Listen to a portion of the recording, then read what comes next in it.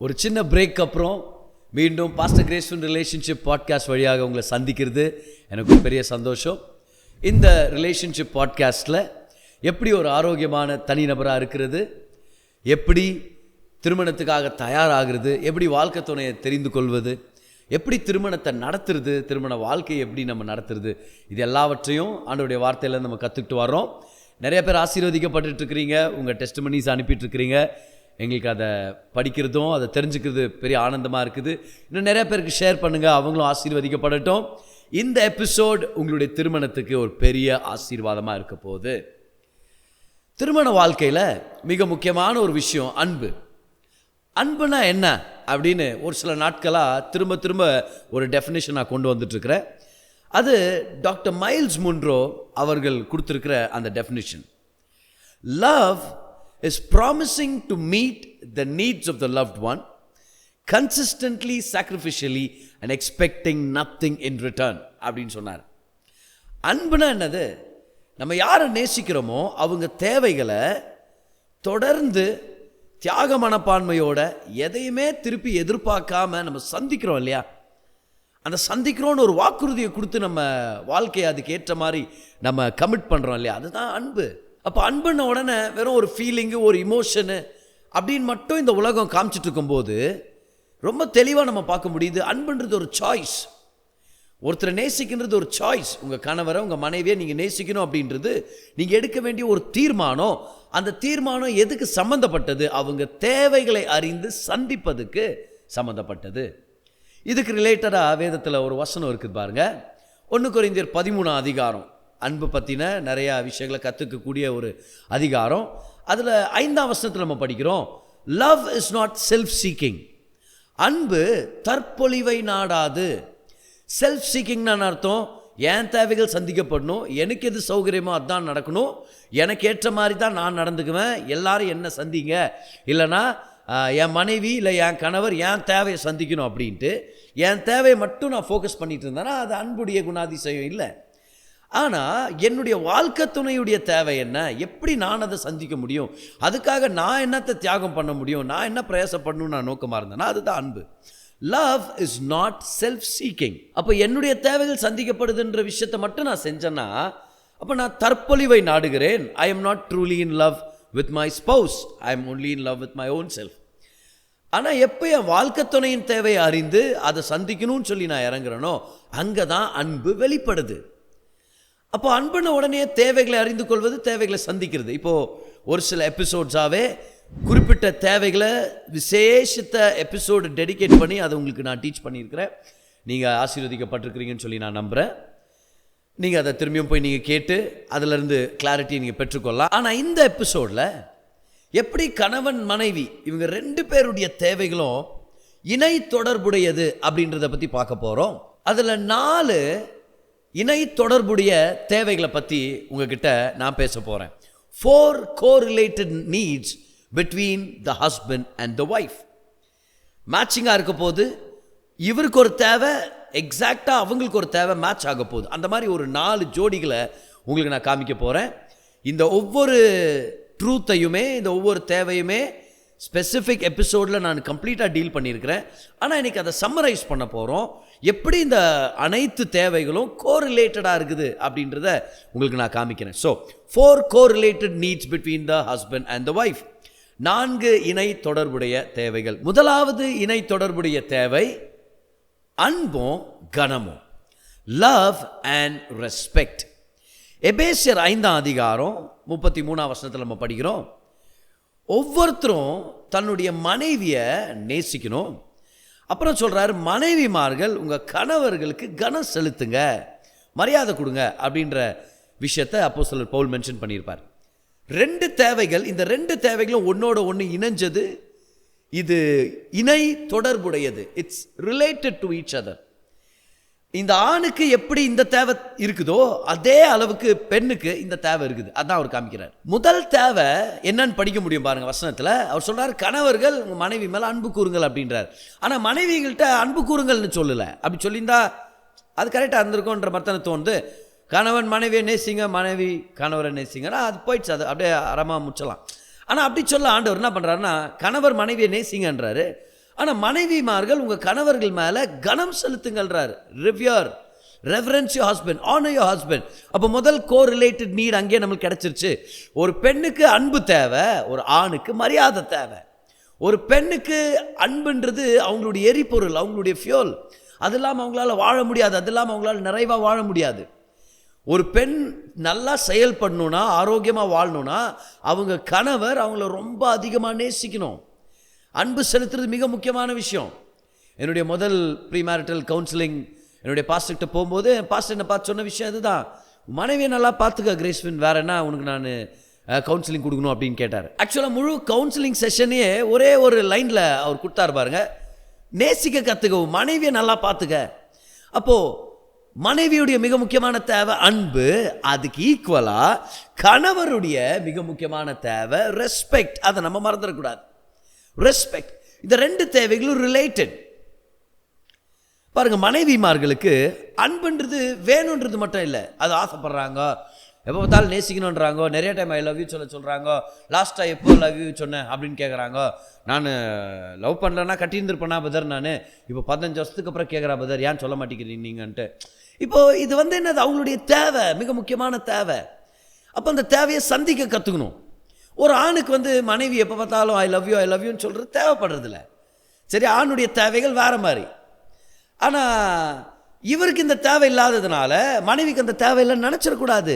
கணவர்மார்கள் உங்கள் மனைவி மேலே அன்பு செலுத்துங்க. எப்படி அன்பு செலுத்துறது? முதலாவது அவங்களை கொண்டாடுங்க, அவங்களுடைய தேவைகள் மேலே அக்கறையாக இருங்க, அவங்களுக்கு அஃபெக்ஷன் கொடுங்க, ஒரு அரவணைப்பு கொடுங்க, நேசத்தை கொடுங்க. காதல் வேற, நேசம் வேற. நேசம்ன்றது இந்த ஜென்டிலான அன்பின் அடையாளங்கள் நிறைந்த செயல்கள், அதுதான் அஃபெக்ஷன். 4 தடவை கால் பண்ணுங்க, உங்களுக்கு பிடிச்ச விஷயங்களை வாங்கி கொடுங்க, அவங்களோட நேரத்தை செலவழிங்க, ஷாப்பிங் போகும்போது அவங்க கை பிடிச்சிக்குங்க, அவங்களுக்கு உடம்பு சரியில்லைன்ற நேரத்தில் எக்ஸ்ட்ரா டைம் ஆஃப் எடுத்து அவங்கள நீங்கள் கவனிச்சுங்க. கமான், வீட்டுக்கு நீங்கள் வர்றீங்க, அவங்க சொல்கிறாங்க எனக்கு கால் வலிக்குதுன்னு சொல்லி மசாஜ் பண்ணி விடுங்க. இது எல்லாமே அஃபெக்ஷனுக்கான ஒரு விஷயங்கள் தானே. இப்போ ஞாபகம் வச்சுங்க, இதை அன்புன்னு என்ன அர்த்தம்? To cherish her, to care for her, to show affection and to provide for the persons wellbeing. அவங்க நல்லா இருக்கும்படி தேவைகளை சந்திங்க. ஒவ்வொரு கணவர்மாரும் தெரிஞ்சுக்கணும், மனைவியை நேசிக்கிறது மிக மிக முக்கியமானது. அது எப்படி நேசிக்கிறதுன்னு சொல்லி நம்ம கற்றுக்கணுமா இருக்குது. அவங்க தேவைகள் என்ன, அவங்க நேசத்தை எப்படி உணர்றாங்கன்னு நம்ம கற்றுக்கிட்டு நம்ம நேசிக்கிறது இன்னொரு முக்கியமான விஷயம். அதே அளவுக்கு மனைவிமார்கள் தெரிஞ்சுக்கணும், உங்கள் கணவர்களுக்கு கனம் செலுத்துவது மிக மிக முக்கியமான விஷயம். எப்படி கனம் செலுத்துறது பாருங்க, ஆம்பிளிஃபைடு வெர்ஷனில் இதை நான் படிக்கிறேன் பாருங்க. However, let each man of you without exception love his wife, being in a sense his very own self. இதை கவனிங்க. And let the wife see that she respects and reverences her husband. பயபக்தியாக நடந்துக்குங்க கணவர்கிட்ட அப்படின்னு இருக்கும் தமிழ் பைபிளில். அதை எப்படி amplified version அதை நமக்கு எக்ஸ்பேண்ட் பண்ணி கொடுக்குது பாருங்க. Let the wife see that she respects and reverences her husband, that she notices him. Notice பண்ணுங்க அவர் உங்களுக்கு செய்கிறத அப்படின்னு அவர் சொல்கிறார். notices him, regards him, honor பண்ணுங்க. அப்புறம் prefers him, venerates him, esteems him, that she differs to him, praises him, loves him and admires him exceedingly. உங்கள் கணவரை கனம் செலுத்துங்க, அவர் செய்கிற விஷயங்களை நோட்டீஸ் பண்ணுங்க, அவரை புகழுங்க, அவர் செய்கிற விஷயத்தை பெருமையாக பேசுங்க, அவரை ஊக்குவீங்க, அவரை என்கரேஜ் பண்ணுங்க, அவரை அட்மயர் பண்ணுங்க. அவர் தான் உங்களுக்கு ஹீரோவாக இருக்கணும், நீங்கள் அவருடைய ஃபேனாக இருக்கணும். அவரை நீங்கள் கனப்படுத்துங்க. அவருக்கு ரெஸ்பெக்ட்ஃபுல் இல்லாத விஷயங்களை தவிர்த்துருங்க. முக்கியமாக சொந்தக்காரங்க மத்தியில், இன்லாஸ் மத்தியில், பொதுவான இடங்களில், இந்த எல்லா விஷயங்கள்லையும் கூட பார்த்தீங்களா, அவருக்கு கனம் இல்லாத விஷயத்தை நீ செஞ்சிட்டிங்கன்னா அவர் காயப்படுகிறார். அப்புறம் அந்த அவருக்கு பெற்றுக்கொள்ளாத பட்சத்தில் அந்த ஹர்ட்டை அவர் சுமந்துக்கிட்டே வரணுமா இருக்குது பாருங்கள். அவர் ஓப்பன் அப் பண்ண மாட்டார் உங்ககிட்ட. அந்த மாதிரி நடந்துற இடம் கொடுத்துறாதீங்க. Honour your husband. ஸோ முதல் கோரிலேட்டட் நீட் எது? மனைவிக்கு அன்பு தேவை. அதே அளவுக்கு அதுடைய ஜோடி ஒன்று இருக்குது, கணவருக்கு தேவைப்படுற ஒரு தேவை. அது என்னது? அதுதான் கனம், respect. The wife needs love and the husband needs respect. ரெண்டாவது கோரிலேட்டட் நீட் என்னன்னா, கவனிங்க, the husband needs sexual fulfillment but the wife needs affection. அஃபெக்ஷனும் செக்ஷுவல் ஃபுல்ஃபில்மெண்ட்டும் ஒன்று இல்லை, ரெண்டும் கனெக்டட். ஆனால் ரெண்டும் வித்தியாசமான விஷயங்கள். கணவருக்கு செக்ஷுவல் ஃபுல்ஃபில்மெண்ட் ரொம்ப ரொம்ப முக்கியம். நல்லா கவனிங்க, ஒரு ஆண் தாம்பத்திய உறவின் நிறைவை அடைவது மிக முக்கியமான ஒரு தேவை. அதில் கிடைக்கிற சாட்டிஸ்ஃபேக்ஷன் ரொம்ப பிரத்யேகமானது, வித்தியாசமானது, ரொம்ப முக்கியமான தேவையும் கூட. அதனால தான் 1 கொரிந்தியர் 7:3 நம்ம படிக்கிறோம். அப்போஸ்தலர் பவுல் சொல்கிறாரு, கணவர்மார்கள் உங்கள் மனைவிக்கு திருமணத்தின் கடமையை செய்யுங்க, மனைவி உங்கள் கணவருக்கு அதே போல் கடமை செய்யுங்க அப்படின்னு. என்ன கான்டெக்ஸ்ட்னு பார்த்தீங்கன்னா, இது தாம்பத்திய உறவை பற்றி அவர் தெளிவாக பேசுகிறார். ஒருவேளை நீங்கள் உபவாசத்துக்காக நீங்கள் பிரிஞ்சிருக்கணும்னு தீர்மானம் எடுத்தீங்கன்னா 2 பேரும் சேர்ந்து தீர்மானம் எடுங்க. அப்புறம் சொல்கிறாரு, திரும்பவும் நீங்கள் ஒன்று சேருங்க, ஏன்னா பிசாசுக்கு இடம் கொடுத்துறாதீங்க, சோதனைக்கு இடம் கொடுத்துறாதீங்க, திருமணத்துக்குள்ளே பிரச்சனைகள் வர்றதுக்கு இடம் கொடுத்துறாதீங்க. அப்போ இது ஒரு கடமை, திருமண கடமை பாருங்க. இது சில மனைவிமார்கள் இது புரிஞ்சுக்காததுனால, கணவர்மார்கள் அதில் நிறைவடையாததுனால கான்ஃபிடென்ட்டாக இல்லாமல் வாழ்ந்துட்டு இருக்கிறாங்க. அல்லா கவனிங்க, ஒரு ஆண்மகன் தாம்பத்திய உறவின் நிறைவை அடைந்திருக்கிற ஒரு ஆண்மகன் வாழ்க்கையில் கான்ஃபிடென்ட்டாக இருப்பான், அநேக சாதனைகளை செய்ய முடியும், தன்னுடைய வாழ்க்கையில் அந்த குறைவு இல்லாதபடிக்கு வெற்றிகரமாக வாழ முடியும். அது அவனுடைய என்டையர் பர்சனாலிட்டிக்கே மிக முக்கியமான ஒரு விஷயம். இப்போ பெண்களுக்கும் தாம்பத்திய உறவின் நிறைவு தேவைப்படுகிறது. ஆனால் ஆணுக்கு இருக்கிற தேவை ஒரு பெண்ணுக்கு இருக்கிற தேவையை விட அதிகமானது அப்படின்றத நம்ம உணரணும். மனைவியாக இருக்கிற நீங்கள் உங்கள் கணவருடைய இந்த தேவையை நிராகரிக்காதீங்க. நீங்கள் தொடர்ந்து நிராகரிச்சிட்டே வந்தீங்கன்னா, அதுவும் அது கூடவே சேர்ந்து அவரை கேவலப்படுத்தி பேசுகிறதும், அவரை துக்கப்படுத்தி பேசுகிறதும், அவரை கீழே போட்டு மிதிக்கிறதும், இந்த மாதிரி அவரை மரியாதை இல்லாமல் நீங்கள் நடத்திக்கிறது நீங்கள் இடம் கொடுத்துட்டீங்கன்னா என்ன ஆயிரும்னா, முதலாவது ஆண் ஆரோக்கியமாக இருக்க போகிறதில்ல. உங்களுடைய ஆண், உங்களுடைய கணவர் ஆரோக்கியமாக இருக்க மாட்டார். சான்சஸ் ஆர், நல்லா கவனிங்க, அஃபேர்க்குள்ளே, அடல்ட்ரிக்குள்ளே, போனோகிராஃபிக்குள்ளெல்லாம் இழுக்கப்படுறதுக்கு இல்லைனா போய் மாட்டிக்கிறதுக்கு பெரிய வாய்ப்புகள் இருக்குது. நீங்கள் தான் இந்த தேவையை சந்திக்கக்கூடிய ஒரே ஒரு நியாயமான நபர். நீங்கள் தான் அந்த தேவையை சந்திக்க முடியும். உங்கள் கணவருக்கு இந்த தேவை இருக்கிறது உண்மை, அதை நீங்கள் சந்திங்க. ஆனால் இப்போ கணவர்கள்ட்ட இந்த விஷயத்தை ஞாபகப்படுத்தணுமா இருக்குது. மனைவி கிட்ட போய் எனக்கு இந்த தேவை இருக்குது, இந்த தேவையை நீ சந்திக்கணும் அப்படின்னு டிமாண்ட் பண்ணுறது கரெக்ட் இல்லை. மனைவிமார்கள் இந்த தேவையை புரிஞ்சுக்கணும், நடந்துக்கணும், அது உண்மைதான். ஆனால் கணவர்மார்கள் தான் இதை இனிஷியேட் பண்ண. எப்படி இனிஷியேட் பண்ணணும் பாருங்க, இங்கிலீஷ் பைபிளில் அருமையான ஒரு வார்த்தை இருக்குது, 1 கொரிந்தியர் 7:3 இப்போ படித்தோம் இல்லையா.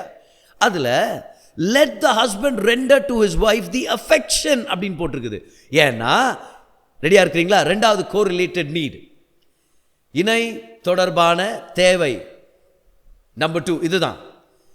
If the husband has the need for sexual fulfillment, the wife has a need for affection. மனைவிக்கு நேசம் தேவைப்படுகிறது. நேசம் என்னது?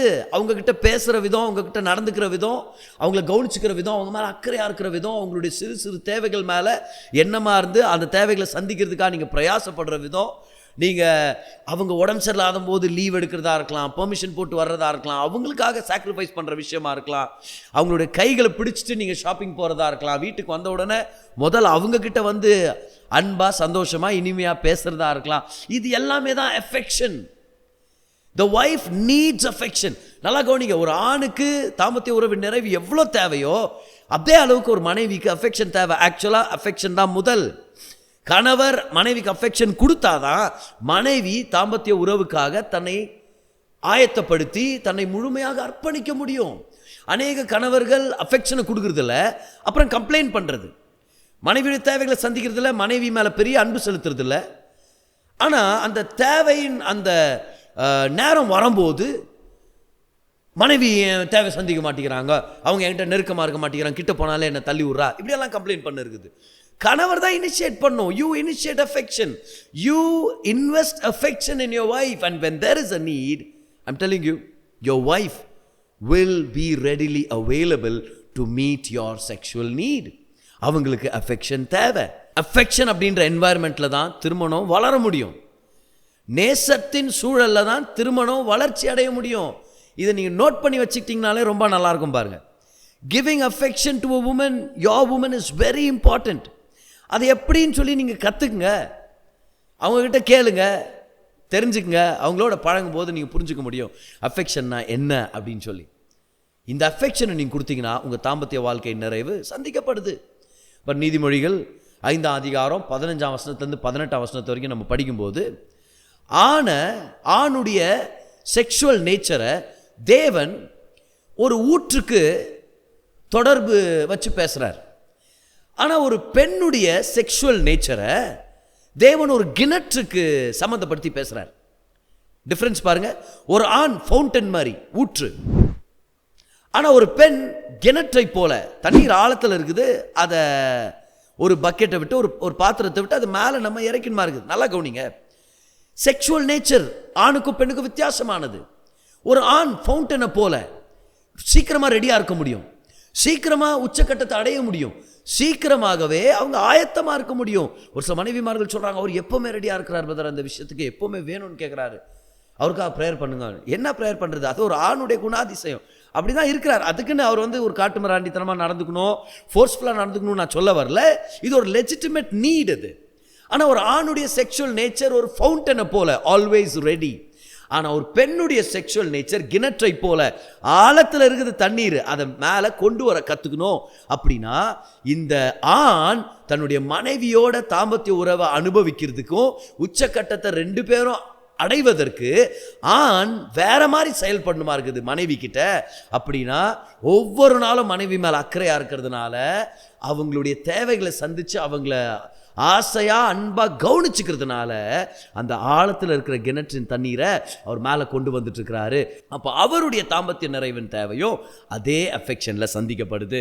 So correlated need number 2 is this: the man's sexual fulfillment and the woman's need for affection. கணவருடைய தாம்பத்திய உறவின் நிறைவின் தேவையும் மனைவியின் நேசத்தின் தேவையும், இது ரெண்டும் ஒரு ஜோடி அப்படின்னு சொல்லி நம்ம பார்க்குறோம். முதலாவது லவ் அண்ட் ரெஸ்பெக்ட், ரெண்டாவது affection and sexual fulfillment. மூன்றாவதாக இது இன்னொரு முக்கியமான correlated need பாருங்க. The wife needs communication and the husband needs words of affirmation.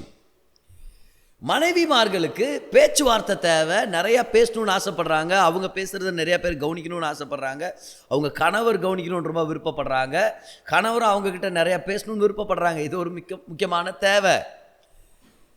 இதுக்கு சம்மந்தப்பட்ட இன்னொரு தேவை என்னென்னா, ஆண் பொறுத்த வரைக்கும் அவருக்கு என்கிட்ட நீ நிறையா பேசணும், நிறைய ஷேர் பண்ணணும் அப்படின்றத விட கணவர் சொல்கிறாரு, நான் செய்கிற நன்மையான விஷயங்களை நீ அப்ரிஷியேட் பண்ணால் நல்லாயிருக்கும்.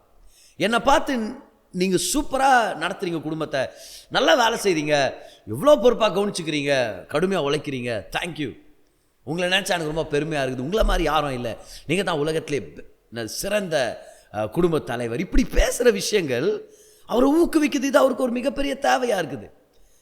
அப்போ ஒரு முக்கியமான தேவை தானே இது. The woman needs communication, she wants to speak. சிறு வயதுலேருந்தே நீங்கள் பாருங்கள், பெண் குழந்தைகள் சீக்கிரமாக பேச ஆரம்பிக்கிறாங்க, நிறையா பேசுகிறாங்க, ஆண் பிள்ளைகள் பேசுகிறாங்க. ஆனால் என்ன சொல்கிறது, அவங்களுடைய முதல் பேச்சுக்கள்னு பார்க்கும்போது, வார்த்தைகள்னு பார்க்கும்போது நிறையா சத்தங்க தான். ஆனால் பெண் குழந்தைங்க பாருங்கள், ரொம்ப சீக்கிரமாகவே தெளிவான ஸ்டேட்மெண்ட்ஸை பேச ஆரம்பிப்பாங்க. இது ஒரு ஆச்சரியமான விஷயம், ஆனால் ஒரு மிகப்பெரிய உண்மை. பெண்கள் ஒன்றா அவங்க நிறையா பேசணும்னு ஆசைப்படுறாங்க.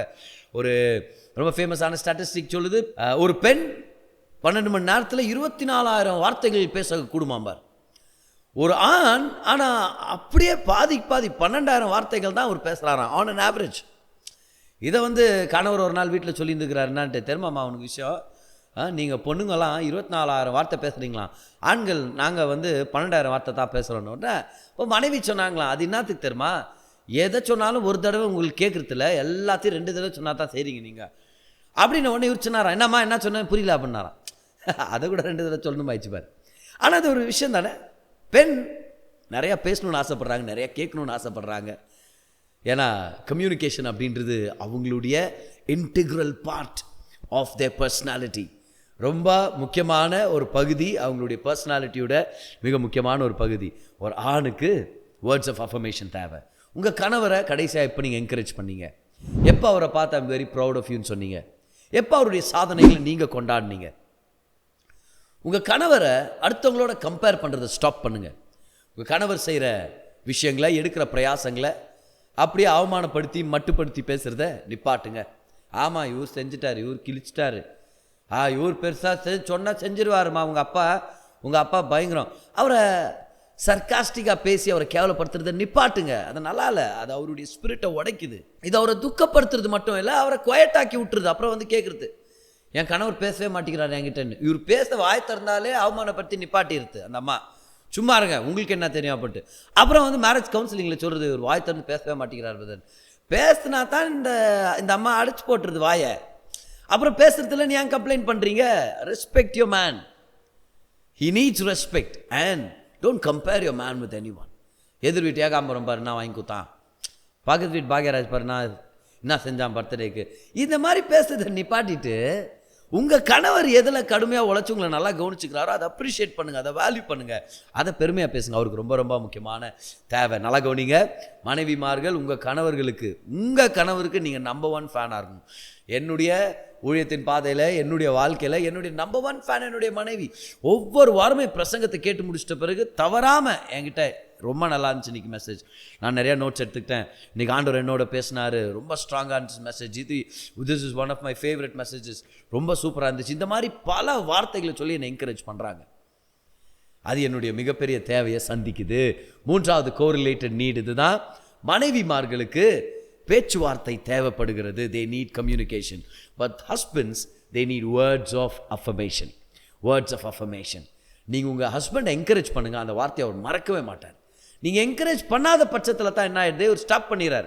கனவுகளை தரிசனங்களை ஷேர் பண்ணுறதில்ல, சொன்னாலே நம்மளை கேவலப்படுத்தி மட்டுப்படுத்தி பேசி விட்டுறா, அதனால் பேசுறது வேண்டாம் அப்படின்னு. இப்போ நடுவில் ஆஃபீஸில் வேலை செய்யும்போது ஏதாவது ஒரு டிசிப்ளின் இல்லாத ஒரு பொண்ணு, ஒழுக்கம் கெட்ட ஏதாவது ஒரு பொண்ணு வந்து அவரை புகழ ஆரம்பிச்சிச்சுன்னு வச்சுக்குவேன், இவர் டெம்ட் ஆகிறார். இப்போ அந்த பொண்ணுக்கிட்ட அதிக நேரம் பேசலாமா, அந்த பொண்ணுக்கிட்ட அதிக நேரம் சாட் பண்ணலாமா, நம்ம கனவுகளை தரிசனங்களை ஷேர் பண்ணலாமா, வீட்டில் இருக்கிற என் மனைவி தான் சரியாக கேட்டுக்க மாட்டேங்கிறா, இந்த பொண்ணாவது என்னை பார்த்து ஸ்மைல் பண்ணுறாளே, என்னை அப்ரிஷியேட் பண்ணுறாளே. நல்லா கவனிங்க, அவர் இந்த சோதனைக்கு விழுறதுக்கு நீங்கள் தான் காரணம்னு சொல்ல வரல, ஆனால் அந்த சோதனையை ஜெயிக்கிறதுக்கு நீங்கள் தான் சகாயம் பண்ண போகிறீங்க. எப்படி? அவர் என்கரேஜ் பண்ணி அவருக்கு ஒரு நம்பர் 1 ஃபேனாக இருக்கிறதுனால. 4வது கோரிலேட்டட் நீட், 4வது மிக முக்கியமான, அதே மாதிரி அநேகர் யோசித்து பார்க்காத ஒரு இணை தொடர்புள்ள ஒரு தேவை. ஒரு பெண்ணுக்கு பேச்சு துணை தேவை. She needs a conversational companion. அதனால தான் ஆண்கள்கிட்ட சொல்கிறோம், கணவர்மார்கள்ட்ட சொல்கிறேன், வீட்டுக்கு போன உடனே உங்கள் மனைவிட்ட பேசுங்க. முதலாவது டிவி ஆன் பண்ணுறதோ ஃபோன் ஆன் பண்ணி உட்கார்ந்து இருக்கிறதோ அப்படின்னு இல்லாமல் கோ ஸ்பீக் டு யுவர் வைஃப். அவங்களுக்கு அந்த நாள் எப்படி இருந்துச்சுன்னு கேளுங்க, மனசில் இருக்கிறத அவங்க ஷேர் பண்ணட்டும், அவங்களுடைய எக்ஸ்பீரியன்ஸை ஷேர் பண்ணிட்டு அப்புறம் நீங்கள் ஷேர் பண்ணுங்கள். நீங்களும் வாய் திறந்து பேசுங்க, அது அவங்க விருப்பப்படுறாங்க. அவங்களுக்கு ஒரு பேச்சு துணை தேவை. பாருங்கள், ஆதியாகமம் 3 அதிகாரத்தில் பார்க்குறோம், ஆதாம் குவைட்டாகிறாரு, இவர் குவைட்டாகவே இருக்கிறாரு, எனக்கு ஒரு பேச்சு துணை தேவைன்னா நடுவில் பேச்சு கொடுக்குறது யார்? பிசாஸ். அவன் வந்து பேச்சு கொடுக்குறான். அவன் பேச்சு கொடுத்து இப்படி ஆக்கும் அப்படி ஆக்கும்னு சொல்லி அப்படியே மாறி மாறி பேச ஆதாம் குவைட்டாக இருக்கிறான். ஒரு இண்டிகேஷன் தெரியுது பாருங்க, ஏவாளுக்கு பேச்சு துணை தேவை. அந்த பேச்சு துணையின் தேவையை ஆதாம் சந்திச்சுட்டு இருக்கணும். இப்போ அவர் சந்திக்கவே இல்லை அப்படின்னு சொல்ல அந்த குறிப்பிட்ட சம்பவத்தில் அவர் ஏன் மௌனமாக இருந்தார்? அதான் நம்மளுடைய கேள்வியாக இருக்குது. இந்த தேவைக்கு தொடர்பான ஒரு இணை தேவை என்ன தெரியுமா? ஆண்களுக்கு இருக்கிற பொழுதுபோக்கு நடவடிக்கைகளின் தேவை, ரெக்ரியேஷனல் ஆக்டிவிட்டீஸ் அவங்களுக்கு தேவைப்படுது. ஆன கர்த்தர் தலைவனாகவும் செயல்படுறவனாகவும் வேலை செய்கிறவனாகவும் உண்டாக்குனதுனால அவன் பொழுதுபோக்கு ஒரு குறிப்பிட்ட அளவுக்கு அவனுக்கு தேவைப்படுது. அப்போது உங்கள் கணவர் மூவி பார்க்கணுன்னு ஆசைப்படலாம். ஏதாவது ஒரு நல்ல ஒழுங்கான தீம் இருக்கிற டீசெண்டான மூவி இருந்துச்சுன்னா எப்போது ஒரு தடவை பார்க்குறாருன்னா அதை கண்டெம் பண்ணாதீங்கன்னு சொல்ல வரேன் நான். அதே போல் அவர் ஏதாவது ஒரு ஸ்போர்ட்ஸில் இன்ட்ரெஸ்டடாக இருக்கிறாரு, ஏதோ ஒரு கேம்ஸில் இன்ட்ரெஸ்டடாக இருக்குது, அது போய் விளாடணும்னு ஆசைப்பட்றாரு, இல்லைன்னா அது உட்காந்து டிவியில் பார்க்கணுன்னு ஆசைப்பட்றாரு, ஃபுட்பால் ஃபேனாக இருக்கிறாரு, 2 கிளப்ஸ் விளாடுறாங்க உட்காந்து பார்க்குறாரு. நீங்கள் வந்து சொல்லக்கூடாது அவங்க 2 பேர் விளையாடி உங்களுக்கு என்ன லாபம், அவங்க சம்பாதிச்சு போய் நிற்கிறானுங்க, நீங்கள் என்னடா அப்படி இருக்கிறீங்க. இப்போ நான் என்ன சொல்கிறேன்னா, ஆண்கள் வேலை வெட்டிக்கே போகாமல் இதெல்லாம் பண்ணின்னு இருந்தால் இந்த மாதிரி திட்டலாம் வர்றது கரெக்ட் தான், சரியா? நீங்கள் ஏஞ்சி ஒழுங்காக வேலைக்கு போயிட்டு அப்புறம் உங்களுடைய ஃப்ரீ டைமில் எப்போது டைம் மேட்ச் பார்த்தீங்கன்னா பரவாயில்ல, அதை நம்ம ஒத்துக்க முடியும். ஆனால் மனைவிமார்கள்ட்ட சொல்கிறேன், உங்கள் கணவர் ஒழுங்காக வேலை செய்கிற ஒரு நபர், பொறுப்பான ஒரு நபர், எப்பாவது ஒரு தடவை ஒரு நல்ல படத்தை பார்க்குறாரோ, இல்லை ஒரு ஐபிஎல் கேம் பார்க்குறாரு, அவருடைய ஸ்போர்ட்ஸ் டீம் அவர் சேர் அப் பண்ணுறாருன்னா, அவருடைய கேம்ஸ் அவர் பார்க்குறாரு விளாடுறாருன்னா, அதை நீங்கள் அதில் வந்து நடுவில் குறுக்கால வந்து இது வாழ்க்கையில் என்ன உங்களுக்கு நன்மை செய்யுது அப்படின்னு சொல்லி குற்றப்படுத்தாதீங்க. வந்து டிவி ஆஃப் பண்ணி விட்டுருது நிறைய பேர். புரித்த என்ன சொல்கிறேன். ஆனால் கணவர்களுக்கு ஒரு தடவை கூட அந்த தைரியம் இல்லை பார். மனைவி ஏதாவது பண்ணியிருந்தா இமேஜின் பண்ணுங்க பார்க்கல, நீங்கள் குக்கிங் பண்ணும்போது அப்படியே கணவர் வந்து ஸ்டவ் ஆஃப் பண்ணி விட்டா எப்படி இருக்கும்? அந்த தைரியம் எந்த கணவருக்கும் இல்லை. பை த வே சரியா? நீங்கள் ஃபோன் பேசினுக்கிறீங்க, 3/4 மணி நேரம் ஃபோன் பேசினுக்கிறீங்க. ஒரு என்ன சொல்கிறது, ஒரு லாபகரமான ஒரு பெரிய லாபத்தை கொண்டு வர பிஸ்னஸ் ஸ்டாக்லன்னு வச்சுங்களேன். சும்மா கேஷுவலாக ஃப்ரெண்ட்டை பேசுகிறீங்க. உங்கள் கணவர் வந்து ஃபோன் ஆஃப் பண்ணி விட்டுருவாரா? பாசிபிள் இல்லை. அது உங்களுடைய தேவை. பேச்சு துணை அப்படின்றது உங்களுடைய தேவை. நீங்கள் பேசுகிறீங்க. இப்போ கணவருக்கு ஒரு பொழுதுபோக்கு தேவை இருக்கும்போது நீங்கள் வந்து நடுவில் டிவி ஆஃப் பண்ணி விட்டு போகிறீங்க. இப்போது நிச்சயமாக புரியுதுங்களா என்ன சொல்கிறேன்? இதில் ஒரு பேலன்ஸ் இருக்கணும்னு நான் ஒத்துக்கிறேன். நான் கணவன் மனைவிக்குள்ளே அன்பும் இருக்கணும், ஆனர் இருக்கணும், ரெஸ்பெக்ட் இருக்கணும். ஆனால் மனைவிமார்கள் கணவருக்கு இருக்கிற அந்த ரெக்ரியேஷனல் நீட் லெஜிட்டிமேட்னு தெரியாமல் இருந்திருக்கிறாங்க. இன்றைக்கி எத்தனை பெண்மார்களுக்கு இதை நான் சொல்லணும்னு ஆசைப்படுறேன், நான் சத்தம் போட்டு சொல்லணும்னு ஆசைப்படுறேன். உங்கள் கணவருக்கு பொழுதுபோக்கு நடவடிக்கையின் தேவை இருக்குது. எப்பயாச்சும் ஒரு தடவை அவர் ஏதாவது ஒரு நல்ல ஆக்டிவிட்டியில் இன்வால்வ் ஆகணும், ஒரு ஆரோக்கியமான ஆக்டிவிட்டியில் இன்வால்வ் ஆகணும், ஒரு என்டர்டெய்னிங் ஆக்டிவிட்டியில் இன்வால்வ் ஆகணும்னா நீங்கள் டிஸ்கரேஜ் பண்ணாதீங்க, முடிஞ்சால் ஜாயின் பண்ணிக்கங்கன்ற. நான் ஃபேவரட் ஷோ உட்காந்து பார்க்குறாரு, நீங்களும் உட்காருங்களேன், ஒரு 1/2 மணி நேரம் உட்காந்து பாருங்களேன். அது என்னங்க எனக்கு புரிய மாட்டேங்குது. அவர் பந்தை தூக்கி அவர் வேகமாக அடிக்கிறாரு, கயிறை தாண்டி போகுது, இந்த பொண்ணுங்க என் கையில் இது ஜிகு ஜிகுன்னு பிடிச்சி டான்ஸ் ஆடுதுங்க. கேளுங்க, என்ன இது காரணம்? இப்படின்றாரு அம்பையர், இப்படின்றாரு. அப்புறம் இது என்ன இது ஐபிஎல் அப்படின்றாங்களே, இது என்ன இது? இப்போ பெரும்பாலும் சிட்டியில் இருக்கிற நம்ம எல்லாரும் தெரிய வருதுன்னு வச்சுங்களேன். But participate in your husband's recreational activities and that will bless him in a big way. ஆனால் இது எல்லா விஷயம் நீங்கள் கவனிச்சிங்கன்னா ஆதியாகமம் 2:14 நம்ம பார்க்குற அந்த திருமணத்தின் கோட்பாடை இங்கே நம்ம பார்க்க முடியும். இந்த 4 விஷயத்துலையும் பாருங்கள், துணை அப்படின்ற வார்த்தை நம்மளுக்கு வருது பாருங்க. 2 பேருமே ஒருத்தருக்கு ஒருத்தர் நல்ல துணையாக இருக்கணும் அப்படின்றத இந்த 4 தேவைகளையும் நம்ம பார்க்க முடியுது. It's all about the husband and the wife doing life together. மனைவி கணவரை கன செலுத்துறது, கணவர் மனைவியை நேசிக்கிறது. See, there's a partnership. You're doing it together. You're contributing. Both are contributing. கணவருக்கு செக்ஷுவல் சாட்டிஸ்ஃபேக்ஷன் தேவைப்படுது. ஆனால் அவர் என்ன பண்ணுறாரு? வாரம் முழுவதும் ஒவ்வொரு நாளும் மனைவியை நல்லா பார்த்துக்கிறாரு. மனைவி மேலே அக்கறையாக இருக்கிற அஃபெக்ஷன் அண்ட் செக்ஷுவல் ஃபுல்ஃபில்மெண்ட். 3வதா பேச்சுவார்த்தை, மனைவி கம்யூனிகேஷன் தேவைப்படுது. கணவருக்கு வேர்ட்ஸ் ஆஃப் அஃபர்மேஷன் தேவைப்படுது. இவர் கான்ட்ரிபியூட் பண்ணுறாரு, அவங்களும் கான்ட்ரிபியூட் பண்ணுறாரு. 4வதா பார்க்குறோம், மனைவி சொல்கிறாங்க எனக்கு ஒரு பேச்சு துணை தேவை. I need a conversational companion. வாங்க உட்காருங்க, நான் உங்கள்கிட்ட பேசணும். கணவர் சொல்கிறாரு எனக்கு ஒரு ரெக்ரியேஷனல் கம்பானியன் தேவை. சரியா? வா, எனக்கு ஒரு நல்ல ஒரு ஷோ ஒன்று தெரியும், வா நம்ம போயிட்டு வரலாம், நம்ம போகலாமா, எனக்கு பிடிக்கும், வா அந்த இடத்துக்கு நம்ம போயிட்டு வரலாம், வா இந்த மேட்ச் உட்காந்து பார்க்கலாம், வா இந்த ஒரு நல்ல ஒரு குக்கிங் ஷோ வருது, ஒரு என்டர்டெய்னிங் ஷோ வருது, வா உட்காந்து நம்ம பார்க்கலாம், லெட்ஸ் சிட் டுகெதர். சரியா? இந்த மாதிரி விஷயங்களில் 2 பேரும் ஈடுபட்டு செய்யும் போது கம்பானியன்ஷிப் நிறைவடையுது. திருமண வாழ்க்கைன்னா என்னது? 2 பேர் இணைஞ்சு வாழ்க்கையை நடத்துறது தானே. ஒன்று சேர்ந்து ஒரே விஷயங்களில் ஈடுபட்டு செய்கிறது தானே. இன்றைக்கி இந்த 4 கோரிலேட்டட் நீட்ஸ் ஒரு பெரிய தெளிவை ஏற்படுத்தியிருக்கோன்னு சொல்லி நான் நம்புகிறேன். இந்த 4 இணை தொடர்பான தேவைகளை தெரிஞ்சுக்குங்க, அதை சந்திங்க. அதை சந்திக்கிறது நிமித்தம் உங்கள் அன்பு நிறைவடையுது, வாழ்க்கை நிறைவடையுது, திருமணம் நிறைவடையுது, திருமணம் ஆரோக்கியம் அடையுது, உங்கள் திருமணம் என்ஜாயபிளாக மாறுது, அநேகருக்கு ஆசீர்வாதமாக மாறுது. ஞாபகம் வச்சுங்க, இன்னும் நிறையா சத்தியங்களை கற்றுக்க போகிறோம். மீண்டும் உங்களை சந்திக்கிறேன். கர்த்தர் உங்களை ஆசீர்வாதம்.